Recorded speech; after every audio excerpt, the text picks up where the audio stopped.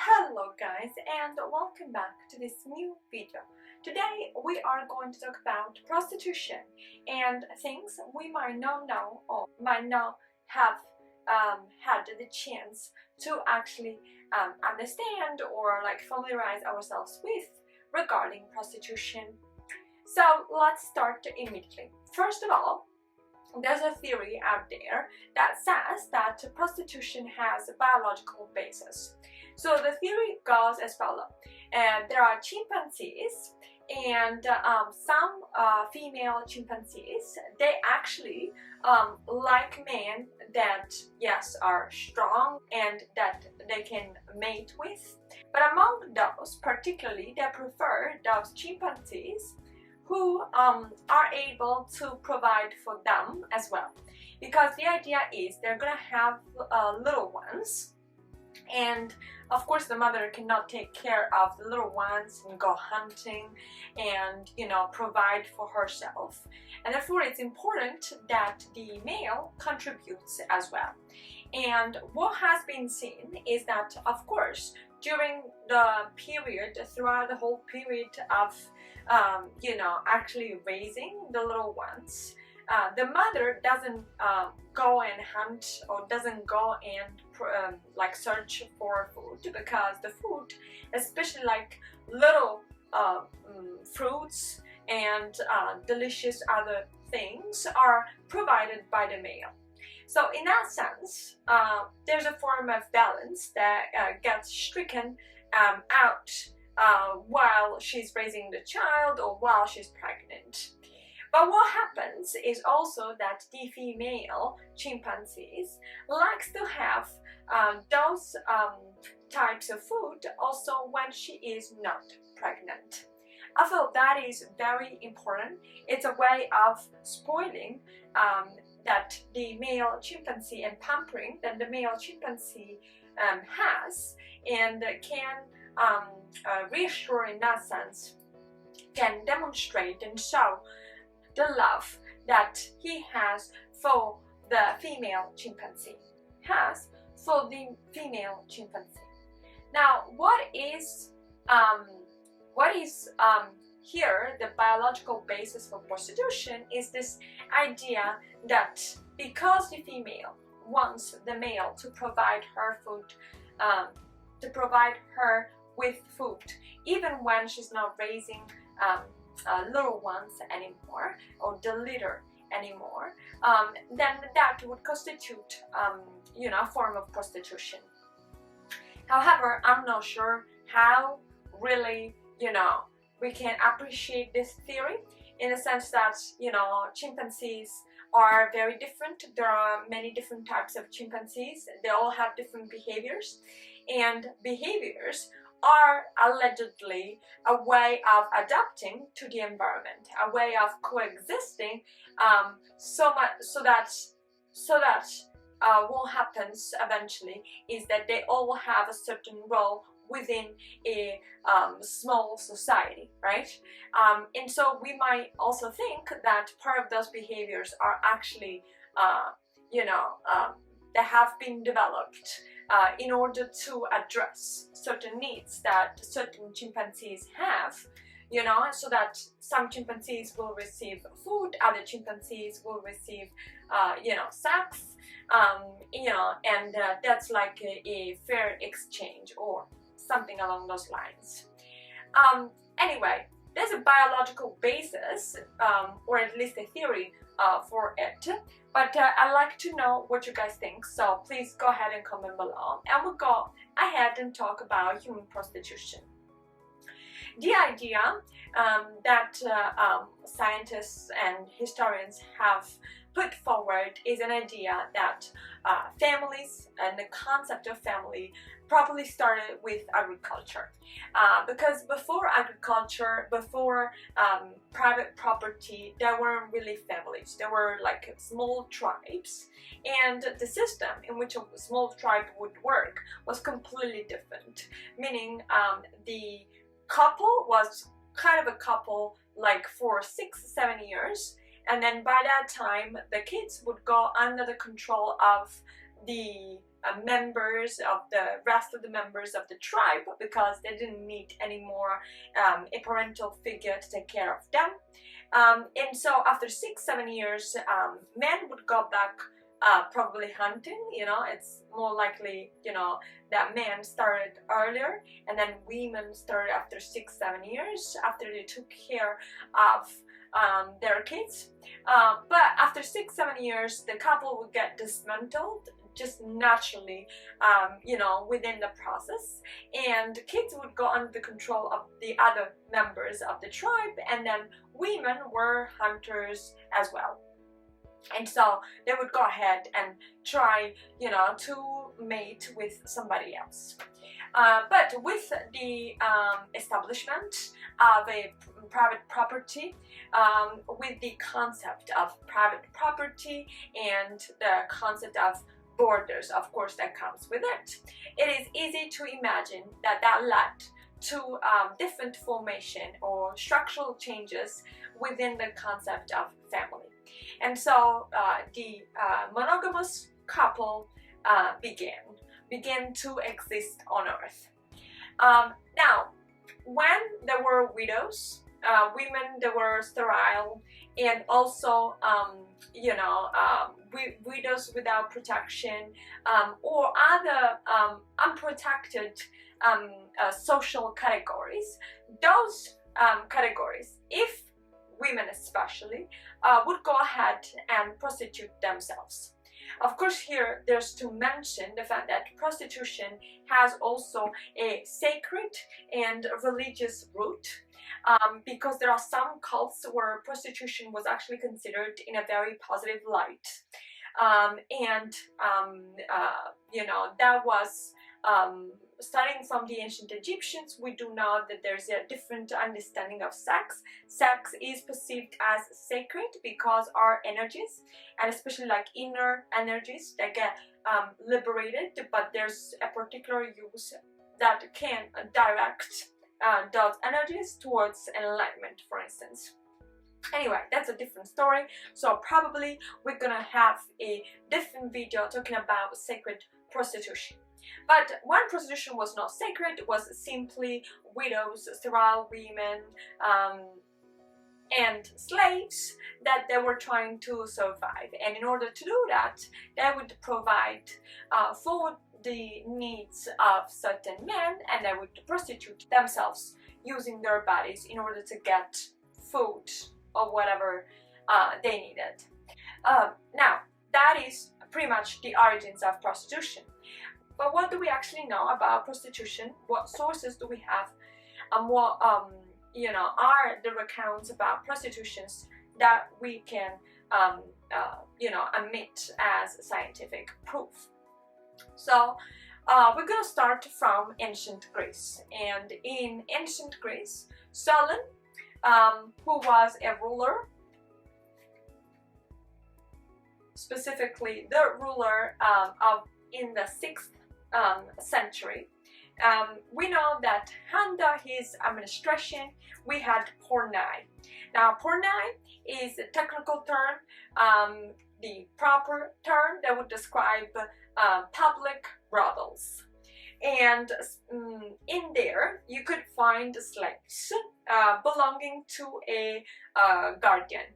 And such a guardian had a specific name also. He was known as Pornoboskopos.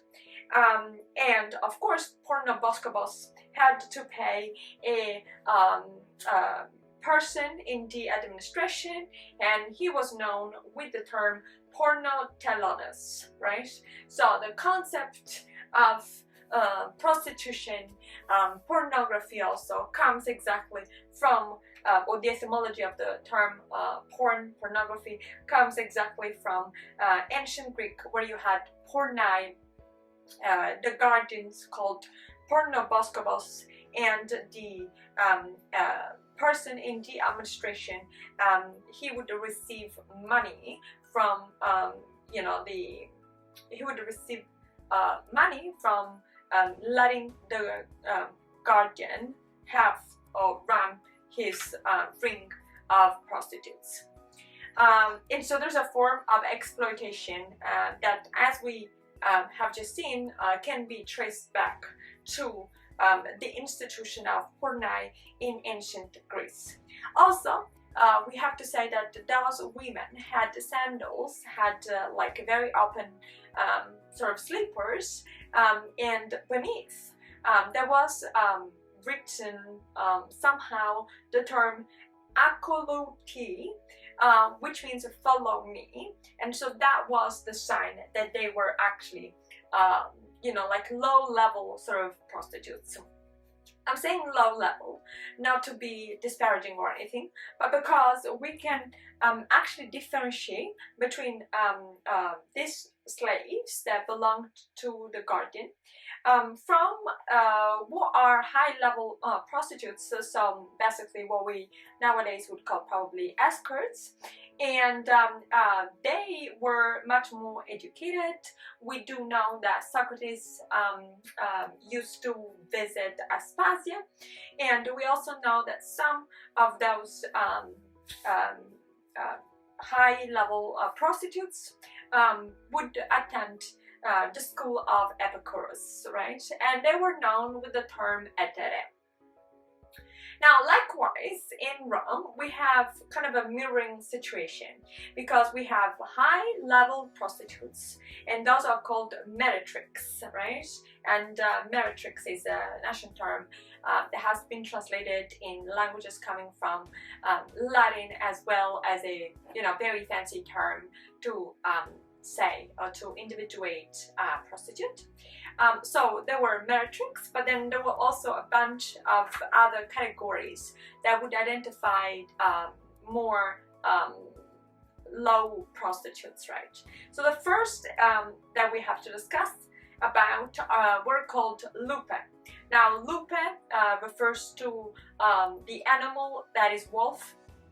It refers to the old legend of the foundation of Rome, according to which the two brothers that actually founded Rome, one of which eventually killed the other, were breastfed by a wolf. Now, lupe would prostitute themselves in brothels. They were known with the term postribula. But they will also prostitute themselves in a bunch of other different places. For instance, taverns, baths, public baths, but also below the arches. So we do know that in ancient Rome, architecture was a thing, so to speak. So architecture was very important, and all the bridges that the ancient Romans built were bridges below which anybody who has visited Rome can say that, Rome and also Italy, or other parts of the ancient Roman Empire, you could see that below the bridge there are a bunch of arches, right? That was typical of the ancient Roman architecture. And so prostitutes would go under the bridges, literally, and the bridges were called the fornices, right?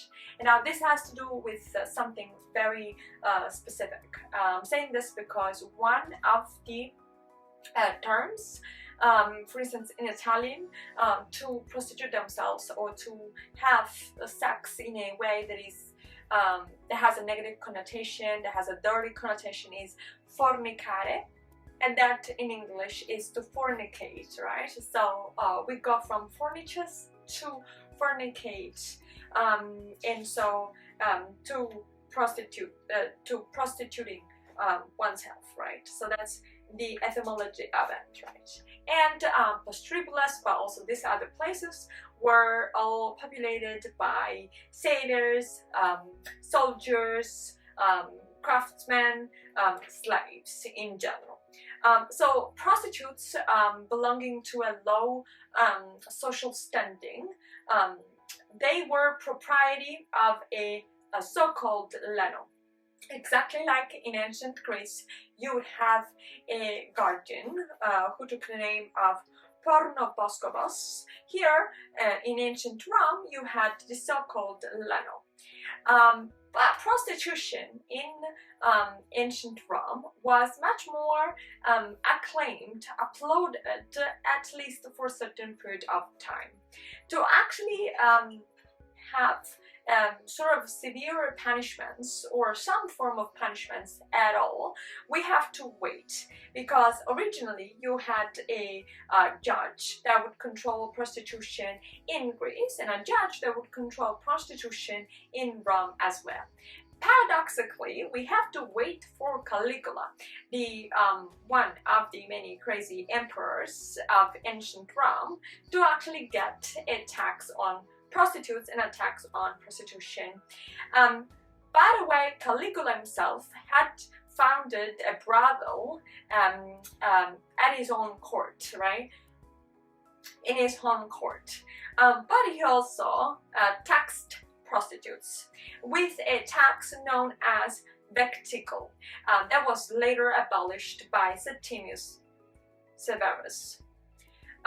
So to get to a more severe sort of like crackdown on prostitution, we have to wait first Domitian, who denied prostitutes the right to succession, so the right to inherit any good, any property.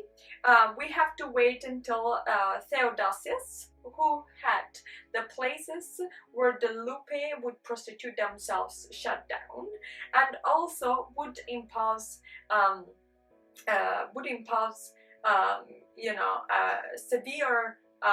severe punishment to parents that would force their daughters to prostitution. And we have to wait Justinian I to have all these figures like the so-called Leno and also all the people around that would enable and allow prostitution to happen be abolished as figures, because he would say, because he passed a law according to which all these figures would go and have death penalty, right?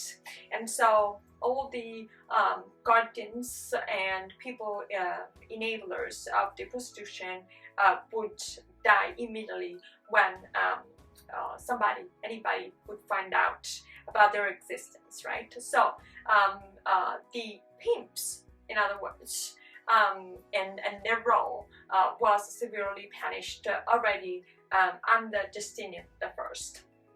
But later on, we do have some other reforms. For instance, Theodoric, the emperor of Visigoths, he also reinforced the death penalty, and under Solomon, we do have a different type of situations because prostitutes were punished in a different way. They needed to walk around completely naked up until the waist, and they had written with a hot iron, so it wasn't necessarily like written with a hot iron, the reason of their condemnation on their forehead. And so everybody would know that they were prostitutes, so they were severely abused and severely like mistreated, right? And some of them very likely would die, considering that you can't really walk around in the middle of the countryside completely naked or half naked, and just expect for them to survive. So there were more cruel punishments that developed around that age. Now, at the same time, during the Renaissance, things changed.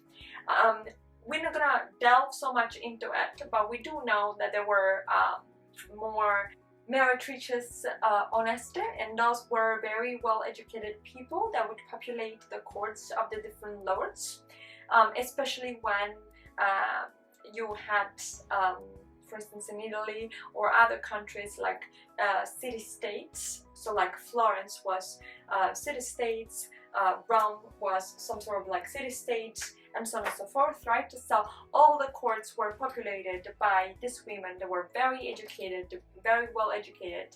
They also had, basically familiarity with all the arts, with some grammar, some astrology, some astronomy, you know, and a bit of sciences in general. Now, that is true. However, the role of prostitutes became to be more that of a vagabond, that of people like just running around. And so mostly prostitutes started to follow soldiers. And that is how we developed the figures of Putin's regime. So we are in France, and we are during the 6th and 7th Crusade, when Louis IX prohibited his own army to have prostitutes alongside, and therefore the army, the soldiers, responded simply by enslaving Muslim women and bringing them along their travels. Now we actually have to wait Napoleon, and we have to wait 1804 for prostitution to be allowed to, but also under some sort of control, because at this point in time, under Napoleon, we do have houses like houses for prostitutes, like proper brothels, and they were more regulated by the countries. And then eventually we do know that many, not all, but many of those brothels were shut down in the 19th century, you know. Though some countries are very famous, or some cities also are very famous to have brothels where, you know, prostitutes are more or less regulated, and prostitution is more or less regulated. Prostitution is more or less regulated, and prostitutes are more safe than being on the streets. Now guys, with that being said, so I'd like to know, first of all, if you are interested in having a video talking about prostitution in terms of sacred prostitution. So let me know in comment below, but also comment and let us know on your thoughts on prostitution in general, if you knew all of what we said today. This video was, as you guys have seen, specifically on ancient Rome and ancient Greece. So I hope you really enjoyed the video. I certainly discovered by researching for this video a lot of things I didn't know. So for that, I'm very grateful. And guys, let me know, so comment below. Don't also forget to subscribe to the channel, hit the notification bell, like the video if you have enjoyed the video, and we'll talk some more next time with a new video. Bye!